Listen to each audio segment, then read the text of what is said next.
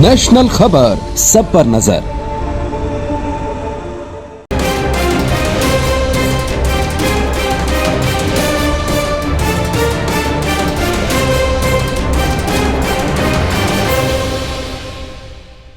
नमस्कार, नेशनल खबर का खास हेल्थ प्रोग्राम देख रहे हैं आप और आपके साथ मैं हूं भारती बघेल। आज हम बात करेंगे पीसीओएस पर और इस पर विस्तार से चर्चा करने के लिए हमारे साथ एक खास मेहमान मौजूद हैं। क्योंकि वो नेशनल खबर पर नई हैं, इसलिए सबसे पहले हम उनका स्वागत करते हुए उनसे रिक्वेस्ट करेंगे कि वो हमारे दर्शकों को अपना इंट्रो दें। तो सबसे पहले तो मैम आपका बहुत बहुत स्वागत है नेशनल खबर पर। हाय, थैंक यू। मैं डॉक्टर शुचि लखनपाल कालिया हूँ। I am an obstetrician and gynecologist. I specialize in IVF and laparoscopy and I am a gold medalist in the same.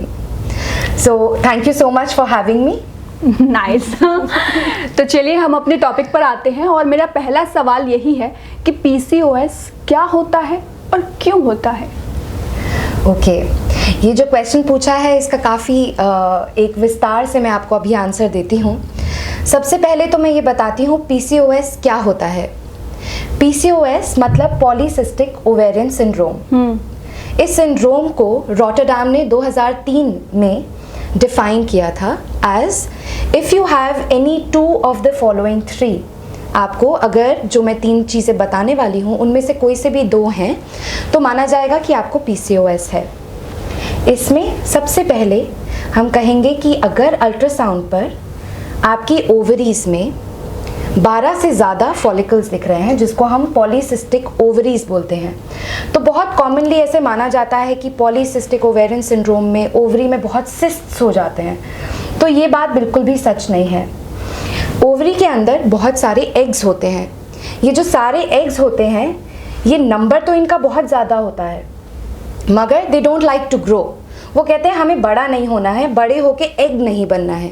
तो प्रॉब्लम यहाँ आती है कि ये वाला एग, जो इतने सारे एग्स हैं, एग्स बहुत सारे हैं, they don't want to grow. तो क्योंकि वो बड़े नहीं होते हैं तो ओव्यूलेशन नहीं होता है। तो जब ओव्यूलेशन नहीं होता है, पीरियड नहीं आता। तो दूसरा पॉइंट हमारा निकला कि जिनको पीरियड डिलेड आता है उसको, ये हमारा सेकेंड पॉइंट है, delayed periods is a second feature. And third feature है features of hyperandrogenism. What is hyperandrogenism? जैसे चेहरे पर मुहासे आना, पूरी बॉडी पे बहुत सारे बाल होना। ये वाले जो फीचर्स हैं, इन तीनों में से अगर कोई से भी दो प्रेजेंट हैं तो आप पीसीओएस में डिफाइन हो जाते हैं। तो PCOS it's going to be your friend for life. ये आपके साथ रहता है हमेशा, मगर आप इसको कंट्रोल कर सकते हैं। तो चलिए, ये तो आपने बखूबी बता दिया कि पीसीओएस क्या होता है और इसके सिम्टम्स क्या हैं, क्योंकि उसी में आ गया। लेकिन क्यों होता है? क्या हमसे ऐसी गलतियां होती हैं कि ये प्रॉब्लम हमें हो जाती है? देखिए, आजकल की ये जो भाग दौड़ वाली ज़िंदगी है, इसमें लोग सुबह सुबह घर से निकल गए, खाली पेट निकल गए, बाहर जाके जंक खाया, खाने का टाइम का ध्यान नहीं रखा, जो खाया वो गलत खाया, मीठा बहुत ज़्यादा, जैसे हम, तो ये जो हम सारी सॉफ्ट ड्रिंक्स लेते हैं, जूसेस जो बाहर से लेते हैं, ये सारों में बहुत शुगर होता है। ये सारी चीज़ें बॉडी के अंदर जाकर आपको ओबीस कर देती हैं। तो पहला कि ये आपको अनहेल्दी कर देती हैं और उस कारण पीसीओ जो है एक लाइफस्टाइल डिजीज़ मानी जाती है। That's one. सेकेंडली, यस, सारे डिजीज़ेस की तरह इसका भी एक जेनेटिक बैकग्राउंड है। 250 से ज़्यादा जीन्स इसके साथ एसोसिएटेड हैं। तो if you have any of those, तो chances are high that you will have PCOS. जैसे जेनेटिक में आपने बोला, तो एक तो हो गए पेरेंट्स, लेकिन मैंने सुना है जैसे मौसी को भी है, तो आपको भी होने के चांसेस रहते हैं। yes. तो इसमें कितनी सच्चाई है? तो ये बात सच है। एक्चुअली जेनेटिक्स मीन्स आपकी पूरी फैमिली बैकग्राउंड, पूरे फैमिली ट्री में अगर किसी को भी है तो पॉसिबिलिटी रहती है कि आप में भी ये आए। नॉट जस्ट पीसीओएस की किसी बड़े को है, even diabetes has been linked, कि अगर आपके पेरेंट्स में, ग्रैंड पेरेंट्स में, फैमिली में किसी को डायबिटीज़ है, आपको पीसीओएस होने का चांस उससे बढ़ जाता है। ओह, अच्छा, ये तो हमने बात कर ली कि क्यों होता है, लेकिन अगर हम इसके ट्रीटमेंट की बात करें तो आप इसके बारे में क्या बोलना चाहेंगे? देखिए, पीसीओएस एक ब्रॉड स्पेक्ट्रम डिजीज़ आप लगा सकते हैं जो हमारी बॉडी में बहुत चीज़ों को अफेक्ट करती है। इसमें लिपिड मेटाबॉलिज्म भी ख़राब हो सकता है, हमारा कोलेस्ट्रॉल बढ़ सकता है, ट्राइग्लिसराइड्स का लेवल ख़राब हो सकता है, हमारे को इसमें HbA1c या शुगर्स का प्रोफाइल भी बहुत ज़रूरी है, क्योंकि इसमें शुगर भी ख़राब होकर डायबिटीज़ की तरफ पेशेंट का हो जाना एक चांस रहता है। तो हमें ब्लड टेस्ट में ये सारी चीज़ों को रूल आउट करना है। तो कुछ ऐसे ब्लड टेस्ट हैं जैसे हम शुगर्स, लिपिड्स, इंसुलिन रेजिस्टेंस, इन सारी चीज़ों को देखने के लिए हम ब्लड टेस्ट इसमें करवाते हैं। तो PCOS के मैनेजमेंट में जो हम इलाज बताएंगे, ऐसा कोई परमानेंट एक सोल्यूशन नहीं है, मगर इसको आप बिल्कुल कंट्रोल कर सकते हैं। कंट्रोल करने का क्या तरीका है? अगर आप अपनी लाइफस्टाइल को इम्प्रूव कर लें, जैसे आप 1 घंटे का एक्सरसाइज का एक स्केड्यूल अपने एक पूरे दिन के अंदर डाल लें। जैसे आपने आधा घंटा वॉक किया, आधा घंटा योगा किया, है ना, 10,000 स्टेप्स किए, तो ये वाली जो सारी चीज़ें हैं, ये एक एक्सरसाइज रेजिमेन अगर आपका बन जाता है और आप इसको डेली फॉलो करते हैं फॉर लाइफ, PCOS जो है ये आपका फ्रेंड बन जाए और आपको कोई परेशानी ना दे। इसके सिवाय अगर हम अपनी डाइट का भी ध्यान रखें, डाइट में कोई भी चीज़ जो बिल्कुल मीठी है, जंक है और जिससे कोई भी अच्छा न्यूट्रिशन नहीं मिल रहा है, उन सबको कम करके हम अपनी डाइट में अगर नट्स, फ्रूट्स, सैलड्स इनको बढ़ा लें, कार्बोहाइड्रेट्स को कम करके प्रोटीन्स को बढ़ा लें, तो हमने पूरा एक तरीका तैयार कर लिया है बॉडी के अंदर जो हीलिंग की तरफ जा रहा है, ताकि PCOS जबकि आपके अंदर तो होगा मगर प्रेजेंट नहीं करेगा और उसकी वजह से आगे कोई बीमारी आपके अंदर नहीं बनेगी।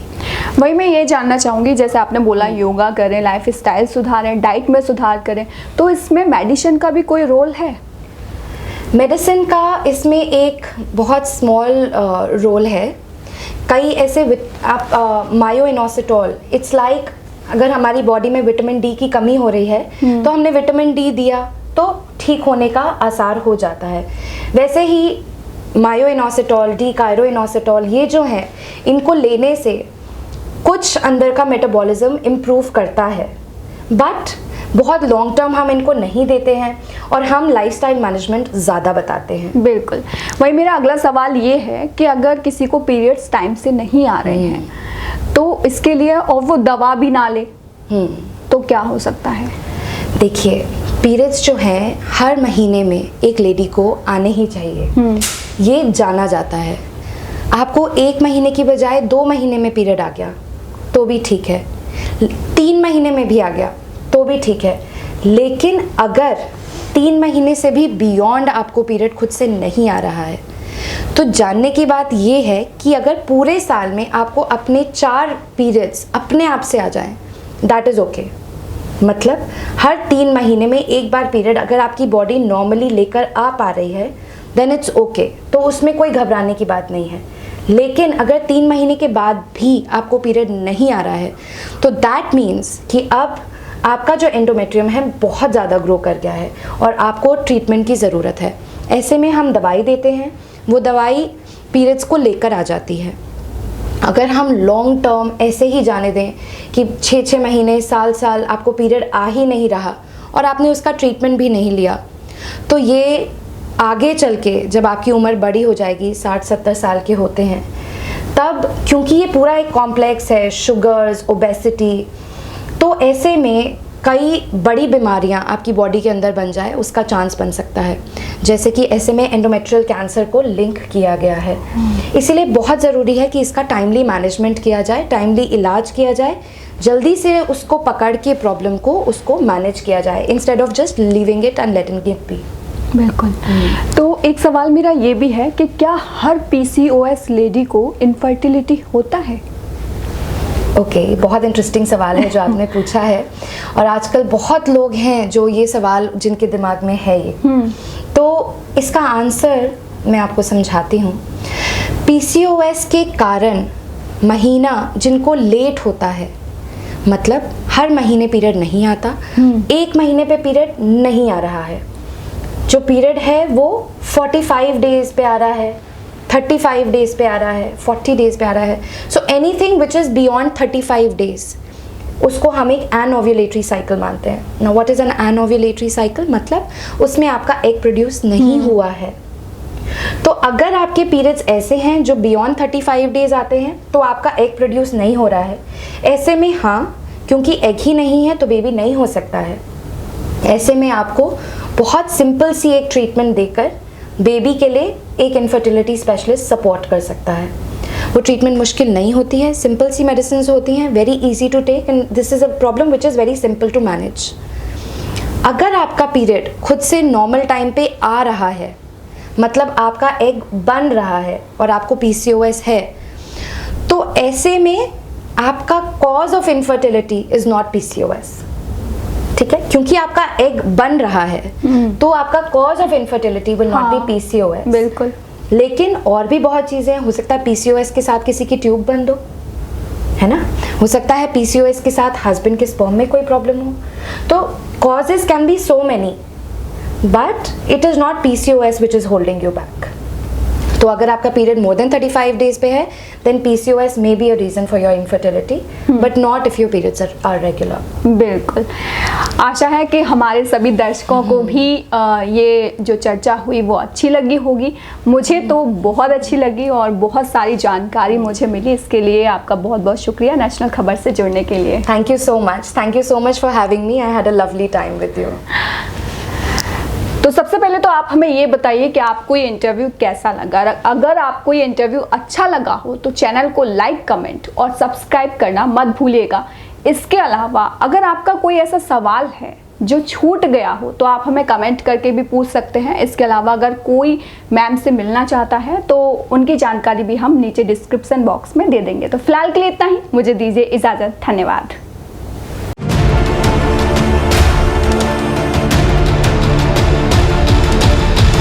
नेशनल खबर, सब पर नजर।